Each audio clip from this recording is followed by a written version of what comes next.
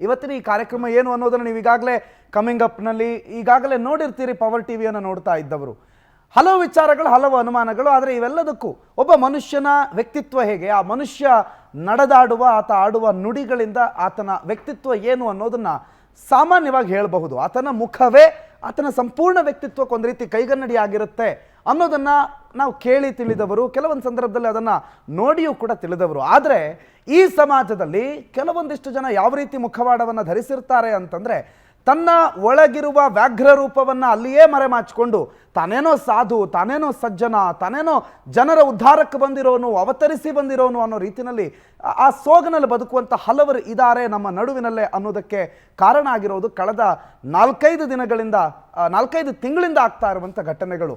ಅದರಲ್ಲಿ ಪ್ರಮುಖವಾಗಿ ಸೂರಜ್ ರೇವಣ್ಣನ ಪ್ರಕರಣಕ್ಕೆ ಬರೋಣ. ಪ್ರಜ್ವಲ್ ರೇವಣ್ಣನ ಪ್ರಕರಣ ಆಯಿತು, ಲೈಂಗಿಕ ದೌರ್ಜನ್ಯ ಅನ್ನೋ ಕೇಸ್ ಕೇಳಿಸ್ತು. ಅದಕ್ಕೆ ಹಲವು ವಿಡಿಯೋ ಸಾಕ್ಷ್ಯಗಳಿದ್ವು. ಅಲ್ಲಿ ಅಮಾನುಷವಾಗಿ ಮಹಿಳೆಯರನ್ನು, ಅವರ ವಯಸ್ಸು, ಅವರ ಕೆಲಸ, ಅವರ ಸ್ಥಾನಮಾನ ಯಾವುದನ್ನು ನೋಡದೆ ಅವರನ್ನು ಅಮಾನುಷ್ಯವಾಗಿ ರೇಪ್ ಮಾಡಲಾಗಿತ್ತು ಅನ್ನೋದನ್ನು ಕರ್ನಾಟಕದ ಜನತೆಯ ಮುಂದೆ ನಿಮ್ಮ ಪವರ್ ಟಿವಿ ಹೊರಗಡೆ ತಂದಿತ್ತು. ಆ ವಿಚಾರದಲ್ಲಿ ಬೇರೆ ಬೇರೆ ಡೆವಲಪ್ಮೆಂಟ್ಗಳು ಸರಿಸುಮಾರು 40 ದಿನಗಳ ಕಾಲ ನಡೆದಿತ್ತು. ಆದರೆ ಆ ವಿಚಾರ ಕೋರ್ಟ್ನಲ್ಲಿರುವಾಗಲೇ, ಪರಪ್ಪನ ಅಗ್ರಹಾರ ಜೈಲಿನಲ್ಲಿ ಪ್ರಜ್ವಲ್ ರೇವಣ್ಣ ಇರುವಾಗಲೇ, ಸೂರಜ್ ರೇವಣ್ಣ, ಅದೇ ಪ್ರಜ್ವಲ್ ರೇವಣ್ಣನ ಅಣ್ಣ, ಅದೇ ರೇವಣ್ಣನವರ ಮಗ, ಅದೇ ದೇವೇಗೌಡರ ಮೊಮ್ಮಗ ತನ್ನ ಗನ್ನಿಖಡದ ಫಾರ್ಮ್ ಹೌಸ್ನಲ್ಲಿ ಅಸಹಜ ಲೈಂಗಿಕ ದೌರ್ಜನ್ಯ ಎಸಗಿದಾನೆ ಅನ್ನುವ ಪ್ರಕರಣವನ್ನು ಕೂಡ ನಿಮ್ಮ ಪವರ್ ಟಿವಿ ಮೊಟ್ಟ ಮೊದಲಿಗೆ ಬ್ರೇಕ್ ಮಾಡಿತ್ತು. ನಾನು ಆಗಲೇ ಹೇಳ್ದಂಗೆ ಒಬ್ಬ ವ್ಯಕ್ತಿಯ ಸಂಪೂರ್ಣ ಚಾರಿತ್ರ್ಯ ಆತ ಇರುವ ನಡೆನುಡಿಯಲ್ಲಿ ಗೊತ್ತಾಗುತ್ತೆ. ಈ ಸೂರಜ್ ರೇವಣ್ಣನ ಸಂಪೂರ್ಣ ಚಾರಿತ್ರ್ಯ ಗೊತ್ತಾಗೋದಕ್ಕೆ ಕಾರಣ ಆಗಿದ್ದಂಥ ಏಕೈಕ ಮೆಸೇಜ್ ಗುಡ್ ಮಾರ್ನಿಂಗ್ ಕಣೋ. ಆ ಗುಡ್ ಮಾರ್ನಿಂಗ್ ಕಣೋ ಮೆಸೇಜ್ನಿಂದ ಕಳೆದ ಒಂದು ವಾರದಲ್ಲಿ ಏನೇನು ನಡೀತಾ ಇದೆ ಅನ್ನೋದು ನಿಮಗೆ ಗೊತ್ತಿದೆ. ಸೊ ಇವತ್ತು ಈ ಸಂದರ್ಭದಲ್ಲಿ ಎಕ್ಸ್ಕ್ಲೂಸಿವ್ ಈ ಕಾರ್ಯಕ್ರಮವನ್ನು ನೀವು ಮಿಸ್ ಮಾಡಿಕೊಳ್ಳೋ ಹಾಗಿಲ್ಲ. ಇಡೀ ಕರ್ನಾಟಕದ ಕುತೂಹಲ, ಇಡೀ ಕರ್ನಾಟಕದ ಅನುಮಾನ ಇವೆಲ್ಲವನ್ನ ಮುಂದಿನ 1 ಗಂಟೆಗಳಲ್ಲಿ ಕ್ಲಿಯರ್ ಮಾಡುವಂಥ ಒಂದು ಕಾರ್ಯಕ್ರಮ ಇದೀಗ ಆರಂಭ ಮಾಡ್ತಾ ಇದ್ದೀನಿ. ಆರಂಭ ಮಾಡೋಣ. ಇದು ಮಧ್ಯಾಹ್ನ ಆಗಿದ್ರು, ಇದು ಆಫ್ಟರ್ನೂನ್ ಆಗಿದ್ರು ಸೂರಜ್ ರೇವಣ್ಣ ಅವರಿಗೆ ಗುಡ್ ಮಾರ್ನಿಂಗ್ ಕಣೋ ಅಂತ ಹೇಳ್ತಾ ಕಾರ್ಯಕ್ರಮವನ್ನು ಸ್ಟಾರ್ಟ್ ಮಾಡೋಣ. ಸೂರಜ್ ರೇವಣ್ಣ ಅವರ ಸಲಿಂಗ ಕಾಮದ ಈ ಸಲಿಂಗ ಕಾಮ ಕಾಂಡದ ಮೆಗಾ ಎಕ್ಸ್ಕ್ಲೂಸಿವ್ ಇದು. ಸೂರಜ್ ರೇವಣ್ಣ ಸಲಿಂಗ ಕೃತ್ಯವನ್ನ ಬಿಚ್ಚಿಟ್ಟಿದ್ದು ನಿಮ್ಮ ಪವರ್ ಟಿವಿ. ಸೂರಜ್ ರೇವಣ್ಣನವರ ಕಾಮಕಾಂಡವನ್ನ ಕರ್ನಾಟಕದ ಮುಂದೆ ಇಟ್ಟಿದ್ದು ನಿಮ್ಮ ಪವರ್ ಟಿವಿ. ನಮ್ಮ ವರದಿಯ ಬಳಿಕ MLC ಡಾಕ್ಟರ್ ಸೂರಜ್ ಕೂಡ ಅರೆಸ್ಟ್ ಆಗ್ತಾನೆ. ಸೂರಜ್ ಕಾಮಕಾಂಡದ ಸಂತ್ರಸ್ತರು ನಾಪತ್ತೆ ಆಗ್ಬಿಟ್ಟಿದ್ದಾರೆ ಅನ್ನುವ ಸುದ್ದಿ. ನೋ, ಅವರೆಲ್ಲೂ ನಾಪತ್ತೆ ಆಗಿಲ್ಲ. ಪವರ್ನಲ್ಲಿ ಈಗ ದೌರ್ಜನ್ಯಕ್ಕೊಳಗಾದ 2 ಸಂತ್ರಸ್ತರನ್ನ ನಿಮ್ಮ ಮುಂದೆ ಕೂರಿಸ್ತಾ ಇದ್ದೀನಿ, ಅರ್ಥಾತ್ ಕರ್ನಾಟಕದ ಮುಂದೆ ಕೂರಿಸ್ತಾ ಇದ್ದೀವಿ. ಪವರ್ಫುಲ್ ಸ್ಟೋರಿ ಬೇರೆಲ್ಲ ಚಾನೆಲ್ಗಳು ಈಗ ಫಾಲೋ ಅಪ್ ಸುದ್ದಿಗಳಾಗಿ ನೋಡ್ತಾ ಇವೆ. ಸೂರಜ್ ರೇವಣ್ಣ ಸಲಿಂಗ ಕಾಂಡದ ಮೆಗಾ ಫಾಲೋ ಅಪ್. ಹಾಸನದ ಗನ್ನಿಖಡದ ಫಾರ್ಮ್ ಹೌಸ್ ಸದ್ಯ ಕರ್ನಾಟಕದಲ್ಲಿ ಸಿಕ್ಕಾಪಟ್ಟೆ ಫೇಮಸ್ಸು. ಹಾಸನಕ್ಕೆ ಹೋಗದೆ ಇರೋರ್ಗೂ ಕೂಡ ಗನ್ನಿಖಡದ ಫಾರ್ಮ್ ಹೌಸ್ ಹೆಂಗಿದೆ, ಆ ನದಿಗೆ ತಾಕೊಂಡಿರುವಂತಹ ಫಾರ್ಮ್ ಹೌಸ್ ಎಷ್ಟು ದೊಡ್ಡದಾಗಿದೆ, ಅಲ್ಲಿ ಏನೇನಿದೆ, ಹೇಗೇಗಿದೆ ಅನ್ನುವ ಎಲ್ಲ ವಿಚಾರಗಳು ಗೊತ್ತಿದೆ. ಆ ನಡುವೆ ಒಬ್ಬ ಸಂತ್ರಸ್ತ ದೂರನ್ನ ಕೊಟ್ಟು doctor MLC Suraj Revanna arrest ಆಗಿರೋ ಸಂದರ್ಭದಲ್ಲೇ ಮತ್ತೊಂದು ಕೇಸ್ ದಾಖಲಾಗುವ ಹಂತಕ್ಕೆ ಬಂದು ನಿಂತಿದೆ. ಇಲ್ಲಿ ಸಂತ್ರಸ್ತರವರೊಬ್ಬರೇ ಅಲ್ಲ, 16ನೇ ತಾರೀಕು ಭಾನುವಾರ ಗನ್ನಿಖಡದ ಫಾರ್ಮ್ ಹೌಸ್ನಲ್ಲಿ ನಡೀತಲ್ಲ, ಅದು ಕೇವಲ 16ನೇ ತಾರೀಕು ಮಾತ್ರ ನಡೆದಿದ್ದಲ್ಲ, ಈ ರೀತಿ ನಿರಂತರವಾಗಿ ನಡೆದಿದೆ. 2020 ಕರೋನಾ ಸಂದರ್ಭದಲ್ಲೂ ತನ್ನ ಮೇಲೂ ಇದೇ ರೀತಿ ಲೈಂಗಿಕ ದೌರ್ಜನ್ಯ ಆಗಿದೆ ಅನ್ನುವ ವಿಚಾರವನ್ನ ಶಿವಕುಮಾರ್ ಅನ್ನೋ ವ್ಯಕ್ತಿ ಹೇಳ್ತಾರೆ. ಹಾಸನದ ಗನ್ನಿಖಡ ಫಾರ್ಮ್ ಹೌಸ್ನಲ್ಲಿ ಸಲಿಂಗ ದೌರ್ಜನ್ಯ ಆಗ್ತಾ ಇದೆ. ಡಾಕ್ಟರ್ ಸೂರಜ್ ರೇವಣ್ಣ ಅವರ ಒಡೆತನದ ಗನ್ನಿಖಡ ಫಾರ್ಮ್ ಹೌಸ್ನಲ್ಲಿ. ಆದರೆ ಪ್ರಜ್ವಲ್ ರೇವಣ್ಣ ಪ್ರಕರಣಕ್ಕೆ ಸಹಸ್ರಾರು ವಿಡಿಯೋಗಳಿದ್ವು, 100 ಸಂತ್ರಸ್ತಿಯರಿದ್ರು.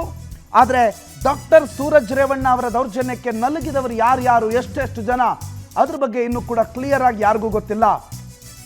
ಸೂರಜ್ ರೇವಣ್ಣನ ಲೈಂಗಿಕ ದೌರ್ಜನ್ಯದ ಬಗ್ಗೆ ಸಂತ್ರಸ್ತರಿಬ್ಬರು ಏನು ಹೇಳ್ತಾರೆ, ಅದು ಪ್ರಮುಖ ಪ್ರಶ್ನೆ. ಬ್ಲಾಕ್ ಮೇಲು, ಆಫರು, ಬೆದರಿಕೆ, ಈ ಸೂರಜ್ನ ದೌರ್ಜನ್ಯದ ಕಹಾನಿಗಳು ಹೇಗಿರ್ತಾ ಇತ್ತು. ಈಗ ನಿಮ್ಮ ಮುಂದೆ ನಾವು ಇಡುವವರು ಇವರಿಬ್ಬರು ಕೂಡ ಸೂರಜ್ನಿಂದ ದೌರ್ಜನ್ಯಕ್ಕೊಳಗಾದ ಸಂತ್ರಸ್ತರು. ಪವರ್ ಟಿವಿ ಸ್ಟುಡಿಯೋದಲ್ಲಿ ಈಗಿದ್ದಾರೆ ಸಂತ್ರಸ್ತ ಮತ್ತು ಶಿವಕುಮಾರ್, ಇಬ್ಬರು ಕೂಡ ಈಗ ಪವರ್ ಟಿವಿ ಸ್ಟುಡಿಯೋದಲ್ಲಿದ್ದಾರೆ. ಕರ್ನಾಟಕದ ಮುಂದೆ ಬಿಚ್ಚು ಮನಸ್ಸಿನಿಂದ ಏನೇನಾಗಿದೆ ಅನ್ನುವ ಸಂಪೂರ್ಣ ಡೀಟೇಲ್ಸ್ಗಳನ್ನ ಎಳೆಯಾಗಿ ಹೇಳ್ತಾರೆ. ಸೂರಜ್ ರೇವಣ್ಣ ಒಡೆತನದ ಗನ್ನಿಖಡ ಫಾರ್ಮ್ ಹೌಸ್ನಲ್ಲಿ ಏನೇನು ನಡೀತಾ ಇತ್ತು, ಹೇಗಿತ್ತು ಅಲ್ಲಿನ ವಾತಾವರಣ, ಸೂರಜ್ ರೇವಣ್ಣ ಹೇಗಿದ್ದ, ಇವರಿಬ್ಬರ ಈ ಪ್ರಕರಣದಲ್ಲಿ ಹೇಗೆ ಒಬ್ಬರು ಬಲಿಪಶು ಆಗ್ತಾರೆ, ಇಬ್ಬರು ಪ್ರಕರಣದಲ್ಲಿ ಇಬ್ಬರ ಹೆಸರಲ್ಲೂ ಕೂಡ FIR ಆಗುತ್ತೆ. ಈ ಇಬ್ಬರೂ ಸಂತ್ರಸ್ತರು ಒಂದು ಕೇಸ್ನಲ್ಲಿ ತಗಲಾಕೊಂಡಿರ್ತಾರೆ. ಇಬ್ಬರ ಮೇಲೂ ಕೂಡ FIR ಆಗಿದೆ. ಹೇಗೆ ಪರಸ್ಪರ FIR? ಈಗ ಹೇಗೆ ಅವರಿಬ್ಬರು ಒಟ್ಟಿಗೆ ಪವರ್ ಟಿವಿ ಸ್ಟುಡಿಯೋದಲ್ಲಿ? ಏನಿದೆ ಕತೆ? ಈ ಅನುಮಾನ, ಕುತೂಹಲ, ಈ ಪ್ರಶ್ನೆ, ಇವೆಲ್ಲದಕ್ಕೂ ಉತ್ತರವನ್ನ ಈಗ ಒಂದೊಂದಾಗೆ ನಿಮ್ಮ ಮುಂದೆ ಇಡ್ತಾ ಹೋಗ್ತೀನಿ. ನಾನು ಮಾಧ್ಯಮಗಳಲ್ಲಿ ನೋಡ್ತಾ ಇದ್ದೆ, ಇಲ್ಲಿ ಶಿವಕುಮಾರ್ ಅನ್ನೋರು ಈ ಕೇಸ್ನ ಒಂದು ಕ್ರೊನಾಲಜಿ ಹೇಳ್ಬಿಡ್ತೀನಿ ಮೊದಲಿಗೆ. ಒಬ್ಬ ವ್ಯಕ್ತಿ, ಅರ್ಕಲಗೂಡಿನ ಒಬ್ಬ ವ್ಯಕ್ತಿ, ಅಲ್ಲಿನ ಫೈನಾನ್ಸ್ ವ್ಯವಹಾರದಲ್ಲಿದ್ದಂಥ ಒಬ್ಬ ವ್ಯಕ್ತಿ ಕಳೆದ ಚುನಾವಣಾ ಸಂದರ್ಭದಲ್ಲಿ ಪ್ರಜ್ವಲ್ ರೇವಣ್ಣ ಅವರ ಪರವಾಗಿ ಕೆಲಸ ಮಾಡೋದಕ್ಕೆ ಮತ್ತು ಈ ಸೂರಜ್ ರೇವಣ್ಣ ಅವರ ಒಡನಾಟಕ್ಕೆ ಬರ್ತಾರೆ. ಅದರ ಜೊತೆಗೆ ಅವರು ಆ ಕಾರ್ಯಕ್ರಮವನ್ನು, JDS ನ ಒಂದು ಕಾರ್ಯಕ್ರಮವನ್ನು ಹಮ್ಮಿಕೊಂಡಿದ್ದಂಥ ಸಂದರ್ಭದಲ್ಲಿ ಸ್ವತಃ ಸೂರಜ್ ರೇವಣ್ಣ ಅವ್ರ ಹತ್ರ ಬಂದು, ನೀನು ಚೆನ್ನಾಗಿ ಕೆಲಸ ಮಾಡ್ತೀಯಾ, ನಿನ್ನ ಸಂಘಟನಾ ಚತುರನಿದೆಯಾ, ನಿನ್ನ ನಂಬರನ್ನು ಕೊಡು ಅಂತ ತಗೊಂಡು ಹೋಗಿ ಅವರ ಜೊತೆಗೆ ಮೆಸೇಜು, ಅದಾದ್ಮೇಲೆ ಅವರನ್ನು ಫಾರ್ಮ್ ಹೌಸ್ ಕರೆಸ್ಕೊಂಡು ಅವ್ರ ಮೇಲೆ ಲೈಂಗಿಕ ದೌರ್ಜನ್ಯವನ್ನು ಎಸಗುತ್ತಾರೆ. ಅದಾದ್ಮೇಲೆ ಒಂದು 4 ದಿನಗಳ ಕಾಲ ನೆಗೋಸಿಯೇಷನ್ ರೀತಿಯಲ್ಲಿ ಪ್ರಜ್ವಲ್ ರೇವಣ್ಣ ಒಂದಲ್ಲ ಒಂದು ಆಮಿಷ, ಬೆದರಿಕೆ, ತಂತ್ರಗಳನ್ನು ಹಾಕ್ತಾ ಇರ್ತಾನೆ. ಹೇಗೆ ಇವರನ್ನು ಕೆಡವಬೇಕು ಅನ್ನೋ ಪ್ಲಾನ್ಗಳನ್ನು ಮಾಡ್ಕೊಳ್ತಾ ಇರ್ತಾನೆ. ಆ ನಡುವೆ ಶಿವಕುಮಾರ್ ಅನ್ನುವಂಥ ವ್ಯಕ್ತಿ ಪವರ್ ಟಿವಿಯ ಸುದ್ದಿ ಪ್ರಸಾರ ಆಗುವ ಕೆಲವು ನಿಮಿಷಗಳ ಮೊದಲು ಒಂದು ದೂರನ್ನ ಅದೇ ಹೊಳೆನರಸೀಪುರದ ಗ್ರಾಮಾಂತರ ಠಾಣೆಗೆ ಕೊಡ್ತಾರೆ. ಆ ದೂರಿನಲ್ಲಿ ಉಲ್ಲೇಖ ಆಗಿರುವಂಥ ವಿಚಾರಗಳು ಒಂದು ರೀತಿ ಅನುಮಾನಕ್ಕೆ ಕಾರಣ ಆಗುತ್ತೆ. ಇಲ್ಲಿ ಈ ವ್ಯಕ್ತಿ ಹೇಳ್ತಾರೆ, ಅರ್ಕಲಗೂಡಿನ ಕಾರ್ಯಕ್ರಮ ನಾನು ಸಂಯೋಜನೆ ಮಾಡಿದ್ದಾಗ ನನ್ನ ಹತ್ರ ಅವ್ರ ನಂಬರ್ ತಗೊಂಡು ಹೋದ್ರು ಅಂತಂದ್ರೆ ಶಿವಕುಮಾರ್ ಬೇರೆಯದ್ದೇ ಕಥೆಯನ್ನು ಹೇಳ್ತಾ ಇದ್ರು ಅವರ ಆ FIR ನಲ್ಲಿ. ಅಲ್ಲೇನೋ ತನ್ನ ಬಳಿಗೆ ಈ ಸಂತ್ರಸ್ತನೇ ಬಂದು ಸೂರಜ್ ರೇವಣ್ಣ ಅವರ ಪರಿಚಯ ಮಾಡಿಕೊಡು ಅಂತ ಹೇಳಿ ಅವ್ರ ಜೊತೆಗೆ ಪರಿಚಯವನ್ನ ಬೆಳೆಸ್ಕೊಂಡ್ರು ಅನ್ನೋ ರೀತಿಯ ಕಥೆಗಳಿದೆ. ಹಾಗಾದ್ರೆ ಯಾವುದು ಸತ್ಯ, ಯಾವುದು ಸುಳ್ಳು? ಒಂದು ನೆನಪಿರಲಿ, ಸಂತ್ರಸ್ತ ನಂಬರ್ 1 ಕೊಟ್ಟಿರುವ ದೂರಿನಲ್ಲಿ A2 ಈ ಶಿವಕುಮಾರ್, ಅಂಡ್ ಈ ಸಂತ್ರಸ್ತನ ವಿರುದ್ಧ ದಾಖಲಾಗಿರುವ ದೂರನ್ನ ಕೊಟ್ಟಿದ್ದೇ ಶಿವಕುಮಾರ್. ಸೊ ಪರಸ್ಪರ ಒಬ್ಬರ ಮೇಲೆ ಒಬ್ಬರು. ಈ ಕಡೆ ಸಂತ್ರಸ್ತ ಕೊಟ್ಟಿರುವ ದೂರಿನಲ್ಲಿ ಶಿವಕುಮಾರ್ ಹೆಸರಿದೆ, ಶಿವಕುಮಾರ್ ಕೊಟ್ಟಿರುವ ದೂರಿನಲ್ಲಿ ಸಂತ್ರಸ್ತನ ಹೆಸರಿದೆ. ಹಾಗಾದ್ರೆ ಏನಿದು ಕತೆ, ಏನಿದು ಟ್ವಿಸ್ಟು? ಈ ಎಲ್ಲ ಅನುಮಾನಗಳಿಗೆ ಈಗ ಪೂರ್ಣ ವಿರಾಮ ಹಾಕುವ ಸಮಯ. ಆ್ಯಂಡ್ ಏನೋ ನಾಪತ್ತೆ ಆಗ್ಬಿಟ್ಟಿದ್ದಾರೆ, ಕಾಣಿಸ್ತಾನೆ ಇಲ್ಲ. ಆ ದಿನ ಸ್ಟೇಷನ್ ಇಂದ ಓಡ್ ಹೋದವರು ಎಲ್ಲಿದ್ದಾರೆ ಅನ್ನೋದೇ ಗೊತ್ತಿಲ್ಲ ಅಂತ ಹೇಳಿ ಬೇರೆಯವರು ಎಲ್ಲೆಲ್ಲೋ ಬೇರೆ ಕಡೆಯಲ್ಲಿ ಹೊಡೆದಿದ್ದಾರೆ. ಆದರೆ ಈಗ ಕರ್ನಾಟಕದ ಮುಂದೆ ನಾಪತ್ತೆಯಾಗಿರುವ ಶಿವಕುಮಾರ್ ಮತ್ತು ಅವರ ಮತ್ತೊಬ್ಬರು ಸಂತ್ರಸ್ತರು ಇಬ್ಬರನ್ನ ಪರಿಚಯ ಮಾಡ್ತಾ ಇದ್ದೀನಿ. Welcome to the show. ಇಬ್ಬರಿಗೂ ಕೂಡ ಕಾರ್ಯಕ್ರಮಕ್ಕೆ ಆತ್ಮೀಯವಾದಂಥ ಸ್ವಾಗತ. ಶಿವಕುಮಾರ್, ನಿಮಗೂ ಸ್ವಾಗತ, ನಿಮಗೂ ಕೂಡ ಸ್ವಾಗತ. ಶಿವಕುಮಾರ್ ನಾಪತ್ತೆ ಆಗಿದ್ದೀರಂತೆ. ನಾನೇ ಇವತ್ತು ಬೆಳಿಗ್ಗೆ ಓದ್ತಾ ಇದ್ದೆ. ಅವತ್ತು ಏನೋ ಸ್ಟೇಷನ್ನಲ್ಲಿ ಇದ್ರಂತೆ, ಸ್ಟೇಷನ್ನಲ್ಲಿ ನಿಮಗೆ ಕರ್ಕೊಂಡು ಹೋಗಿದ್ರಂತೆ. ಆ ಸ್ಟೇಷನ್ನಲ್ಲಿ ಕರ್ಕೊಂಡು ಹೋಗಿ ಹೊರಗಡೆ ಇದ್ದ ಶಿವಕುಮಾರ್ 5 ನಿಮಿಷದ ಸಮಯದ ಒಳಗಾಗಿ ಅಲ್ಲಿಲ್ಲ. ಅಲ್ಲಿಂದ ಎಲ್ಲಿ ಹೋದ್ರೆ ಗೊತ್ತಿಲ್ಲ, ನಾಪತ್ತೆ ಆಗ್ಬಿಟ್ಟಿದ್ದಾನೆ ಶಿವಕುಮಾರ್ ಅಂತ. ನಿನ್ನೆ ನೀವು ನಮ್ಮ ಹತ್ರ ಇದ್ರಿ, ನಮ್ಮ ಜೊತೆ ಇದೇ ಸ್ಟುಡಿಯೋದಲ್ಲಿ ಕೂತ್ಕೊಂಡು ಮಾತನಾಡ್ತಿದ್ರಿ. ಇವತ್ತು ಇಲ್ಲೇ ಇದ್ದೀರಿ, ನಾಪತ್ತೆ ಅಂತೆ. ಏನು ಕತೆ ಇದು? ಹೊರಗಡೆ ಏನು ನಡೀತಿದೆ ಗೊತ್ತಿಲ್ಲ. ಆದರೆ ನನಗೆ ಬೆದರಿಕೆ, ಭಯ ಇತ್ತು. ರೇವಣ್ಣ ಫ್ಯಾಮಿಲಿ ಏನು ಅಂತ ನನಗೆ ಗೊತ್ತು. ಆ ಭಯದಿಂದ ನಾನು ಇಲ್ಲಿ ಬಂದು ಕೂತ್ಕೊಂಡೆ. ನಿಮ್ಮ ಹತ್ರ ಸೇಫ್ ಆಗಿದ್ದೀನಿ. ಅರ್ಕಲಗೂಡಿನ ಮತ್ತೊಬ್ಬರು ಸಂತ್ರಸ್ತ ಇದ್ದಾರೆ ಸರ್. ನಿಮ್ಮ ವಿಚಾರದಲ್ಲಿ ನೀವು ಕೊಡುವಂಥ ದೂರಿನಲ್ಲಿ ಶಿವಕುಮಾರ್ A2 ಇರ್ತಾನೆ. A2 ಅನ್ನುವಂಥ ಹೆಸರಿನಲ್ಲಿ ಉಲ್ಲೇಖ ಮಾಡ್ತೀರಿ ಶಿವಕುಮಾರ್. ಅವ್ರ ಮೇಲೆ ದೂರು ಕೊಡ್ತೀರಿ ನೀವು, ಅವರು ನಿಮ್ಮ ಮೇಲೆ ದೂರು ಕೊಡ್ತಾರೆ. ಈಗ ನೀವಿಬ್ರು ಇಲ್ಲಿ ಒಟ್ಟಿಗೆ ಕೂತಿದ್ದೀರಿ.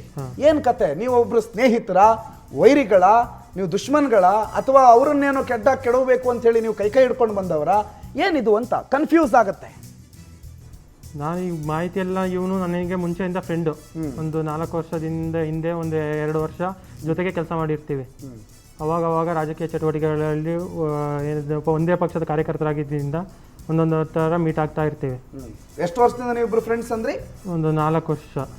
4 ವರ್ಷದಿಂದ ನೀವಿಬ್ರು ಫ್ರೆಂಡ್ಸ್ ಅಂದ್ರೆ ಈ ಸೂರಜ್ ರೇವಣ್ಣನ ಕೇಸ್ ಆಗೋದಕ್ಕೆ 4 ವರ್ಷ ಮೊದಲೇ ಫ್ರೆಂಡ್ಸ್. ಅವಾಗ ನೀವು ಸೂರಜ್ ರೇವಣ್ಣ ಅವ್ರ ವಿಚಾರದಿಂದ ಫ್ರೆಂಡ್ಸಾ ಅಥವಾ ಪಕ್ಷದ ವಿಚಾರದಿಂದ ಫ್ರೆಂಡ್ಸಾ ಅಥವಾ ನೀವು ಕಂಪನಿ ವಿಚಾರದಲ್ಲಿ ಫ್ರೆಂಡ್ಸಾ? ಕೊಲ್ಲಿಗಾಗಿ ಕೆಲಸ ಮಾಡ್ತಿದ್ದೆ ಒಂದೇ ಕಂಪನಿಯಲ್ಲಿ ಇಬ್ಬರು ಕೆಲಸ ಮಾಡ್ತಿದ್ರಿ. ನೀವು ಕೆಲಸ ಮಾಡ್ತಿದ್ರಿ. ನೀವು ಮೊದಲು ಸೇರಿದ್ರೆ ನೀವು ಮೊದಲು ಸೇರಿದ್ರೆ ಅಂದ್ರೆ ನಿಮ್ಮ ಅಂಡರ್, ನಿಮ್ಮ ಜೂನಿಯರ್ ಆಗಿ ಇವ್ರು ಜಾಯ್ನ್ ಆಗ್ತಾರೆ ಒಂದು 4 ವರ್ಷದ ಹಿಂದೆ. ಅಂದ್ರೆ 2020 ಅಂತ ಹೇಳ್ಬೋದಾ? 19. ಓಕೆ, ಪ್ರೊಬಾಬಲಿ ಒಂದು ಆಲ್ಮೋಸ್ಟ್ 4.5 ವರ್ಷ. 2019ರಲ್ಲಿ ನೀವು ಕೆಲಸಕ್ಕೆ ಸೇರ್ತೀರಿ. ಸತತ 4 ವರ್ಷಗಳ ಕಾಲ ಶಿವಕುಮಾರ್ ಅವ್ರ ಜೊತೆ ಇರ್ತೀರಿ. ಆದ್ರೆ ನೀವು ಕೇಸಲ್ಲಿ A2 ಶಿವಕುಮಾರ್ ಅಂತ ಉಲ್ಲೇಖ ಮಾಡ್ತೀರಿ. ಯಾಕೆ? ಅವನು ಅವ್ರ ಪರವಾಗೇ ಬಂದಿರ್ತಾನೆ ಪ್ರತಿಯೊಂದು ವಿಚಾರದಲ್ಲೂ ಕೂಡ. ಅವನು ನನ್ನ ಹತ್ರ ಈಗ ನನ್ನ ಪರವಾಗಿ ಎಲ್ಲೂ ಬಂದಿರಲ್ಲ. ಅವನು ನನ್ನ ವಿರೋಧಿನೇ. ಅವ್ರ ಪರವಾಗಿ ಬಂದು ನನ್ನನ್ನು ಬ್ಲಾಕ್ ಮೇಲ್ ಮಾಡ್ತಾ ಇರ್ತಾನೆ ಪದೇ. ಅದಕ್ಕೋಸ್ಕರ ನೀವು ನಿನ್ನೆ ಯಾಕೆ ಕೇಸ್ ಕೊಟ್ರಿ, ಯಾಕೆ ಕಂಪ್ಲೇಂಟ್ ಆಯ್ತು ಅನ್ನೋ ಕಥೆನ ಹೇಳಿದ್ರಿ. ಆ ವಿಚಾರ ಅವ್ರಿಗೆ ಗೊತ್ತಾ? ಯಾಕೆ ಕಂಪ್ಲೇಂಟ್ ಆಯಿತು, ಯಾಕೆ ಕೇಸ್ ಆಯಿತು ಅಂತ ಹೇಳಿ?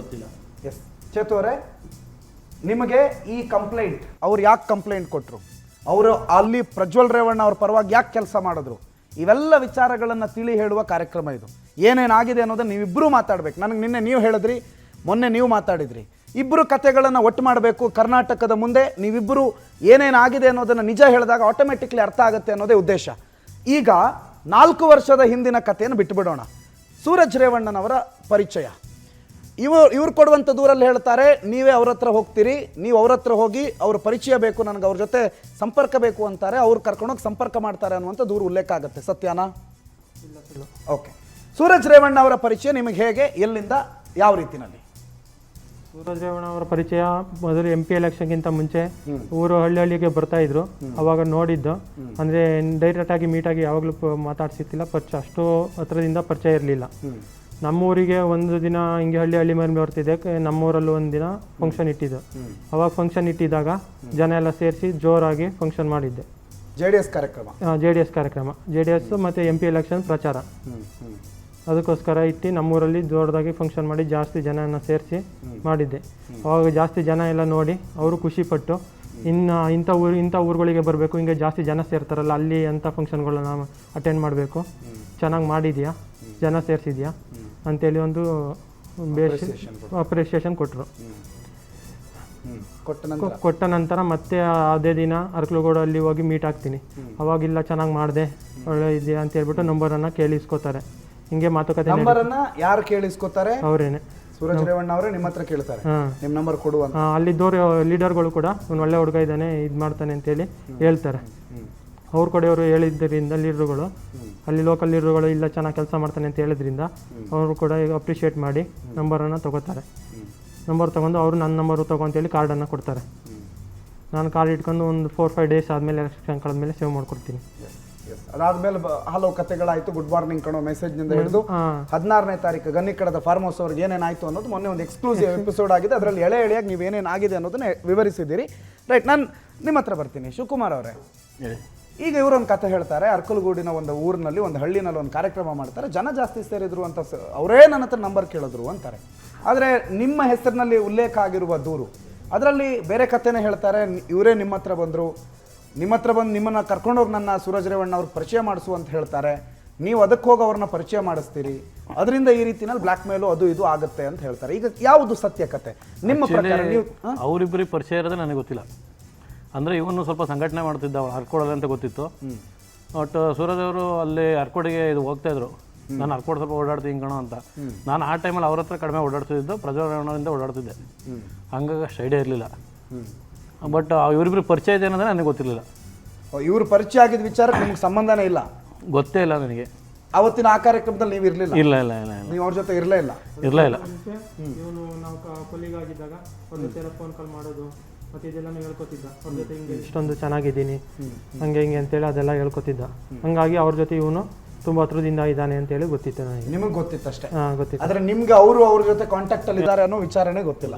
ನಿಮಗೆ ಯಾವಾಗ ಗೊತ್ತಾಯ್ತು ಇವರು ಅವ್ರ ಜೊತೆ ಕಾಂಟ್ಯಾಕ್ಟ್ ಅಲ್ಲಿ ಇದ್ದಾರೆ ಅನ್ನೋ ವಿಚಾರ? ನೀವು ಸೂರಜ್ ರೇವಣ್ಣ ಅವ್ರ ಜೊತೆಗೆ ನಿಮ್ಮ ಕೊಲೀಗೊಬ್ಬರು ಕಾಂಟ್ಯಾಕ್ಟ್ ಅಲ್ಲಿ ಇದ್ದಾರೆ ಅನ್ನೋ ವಿಚಾರ ಹೇಗೆ ಗೊತ್ತಾಯ್ತು, ಯಾವಾಗ ಗೊತ್ತಾಯ್ತು? ನನಗೆ ಭಾನುವಾರ ನೈಟ್ ಗೊತ್ತಾಯ್ತು. ಭಾನುವಾರ ರಾತ್ರಿ? ಘಟನೆ ನಡೆದ ರಾತ್ರಿ 16ನೇ ತಾರೀಕು ರಾತ್ರಿ. ಹೌದು. ಅಲ್ಲಿವರೆಗೂ ಅವ್ರಿಗಿರುವಂತ ಕಾಂಟ್ಯಾಕ್ಟ್, ಇವರು ಮೆಸೇಜ್ ಮಾಡಿದ್ದು, ಕಾಲ್ ಮಾಡಿದ್ದು, ಮಾತಾಡಿದ್ದು ಯಾವ ವಿಚಾರ ನಿಮ್ಗೆ ಗೊತ್ತೇ ಇಲ್ಲ? ಗೊತ್ತೇ ಇಲ್ಲ. ಓಕೆ, ಆ ದಿನ ರಾತ್ರಿ ಹೇಗೆ ಗೊತ್ತಾಯ್ತು? ನೈಟ್ ಒಂದು ಸಲ ಗಾಬ್ರಿಲ್ ಫೋನ್ ಮಾಡ್ದ. ಯಾರು, ಇವರೇ? ಹೌದು. ಫೋನ್ ಮಾಡಿ ಮಾತಾಡ್ದ. ಹಿಂಗೆ ವಿಚಾರ, ಹಿಂಗೆ ನನಗೆ ಇವನು ಯಾಕೆ ಹಿಂಗೆ ಆಡ್ತಾನೆ, ಏನಾಯ್ತು ಅಂತ ಕೇಳಿದೆ. ಆವಾಗ ಇವನು ಯಾವತ್ತು ಮಾಮೂಲಿ ನಾರ್ಮಲ್ ಕಾಲ್ ಮಾಡ್ತಿದ್ದ, ಅವತ್ತು ಮಿಸ್ಸಾಗಿ ವಾಟ್ಸಪ್ ಕಾಲ್ ಮಾಡ್ದ. ಇದಾಗಿ ಹಿಂಗೆ ವಾಟ್ಸಪ್ ಕಾಲ್ ಮಾಡ್ತಾನೆ, ಏನೋ ಸುಮ್ಮನೆ ಮಾಡ್ತಾನೆ, ಮಿಸ್ ಆಗೋದು ಅಂತ ಅನ್ಕೊಂಡೆ ನಾನು. ಆಮೇಲೆ ವಿಚಾರ ಹೇಳ್ದಾಗ ನಾನು ಧೈರ್ಯ ಹೇಳಿದೆ ಅವನಿಗೆ, ತಲೆ ಕೆಡಿಸ್ಕೊಂಡು ಆಗೋದು ಏನಾಗಲ್ಲ, ಆರಾಮಾಗಿರು ಅಂತ ಹೇಳ್ಬಿಟ್ಟು ಕಟ್ ಮಾಡಿದೆ. ಓಕೆ, ಇದು ಭಾನುವಾರ ರಾತ್ರಿ ಕತೆ. ಹೌದು. ಅಲ್ಲಿಗೆ ವಿಷಯ ಗೊತ್ತಾಯ್ತು, ಹೀಗೀಗ ಆಗಿದೆ ಅನ್ನೋದು ನಿಮಗೆ ಗೊತ್ತಾಗಿರುತ್ತೆ. ಗೊತ್ತಾಯ್ತು. ಓಕೆ, ಈಗ ನೀವು ಅವ್ರಿಗೆ ವಿಷಯ ಹೇಳಿದ್ರಿ, ನೀವು ಯಾಕೆ ಇವರಿಗೆ ಹೇಳಬೇಕು ಅಂತ ಅನ್ನಿಸ್ತು? ನಿಮ್ಗಾಗಿರೋ ನೋವು, ನಿಮ್ಗಾಗಿರೋ ದೌರ್ಜನ್ಯ ಶಿವಕುಮಾರ್ಗೆ ಯಾಕೆ ಹೇಳ್ಬೇಕು ನಾನು ಅಂತ ಯಾಕೆ ಅನ್ನಿಸ್ತು? ತುಂಬ ಹತ್ರದಿಂದ ಇದ್ನಲ್ಲ, ಹಂಗಾಗಿ ಅವ್ರಿಗೆ ಲಿಂಕಲ್ಲೇ ಇತ್ತಲ್ಲ. MP ಎಲೆಕ್ಷನ್ ಎಲ್ಲ ಓಡಾಡ್ತಿದ್ದಾಗ ಅವನು ಅವ್ರ ಕಡೆಗೆ ಹೋಗಿ ಇದು ಮಾಡ್ತಿದ್ನಲ್ಲ. ಹಂಗಾಗಿ ಇವನು ಯಾರಿಗ ಫ್ರೆಂಡ್ಸ್ ಹತ್ರ ಹೇಳ್ಕೋಬೇಕು, ಸಮಾಧಾನ ಬೇಕು. ಈಗ ಅವ್ರಾಗ ಪರಿಚಯ ಇರೋರ ಹತ್ರನೇ ಹೇಳ್ಕೋಬೇಕಲ್ವ, ಯಾರೋ ಬೇರೆ ಗೊತ್ತಿಲ್ಲದವ್ರಿಗೆ ಯಾರ್ಯಾರಿಗೂ ಹೇಳೋಕ್ಕಾಗುತ್ತಾ.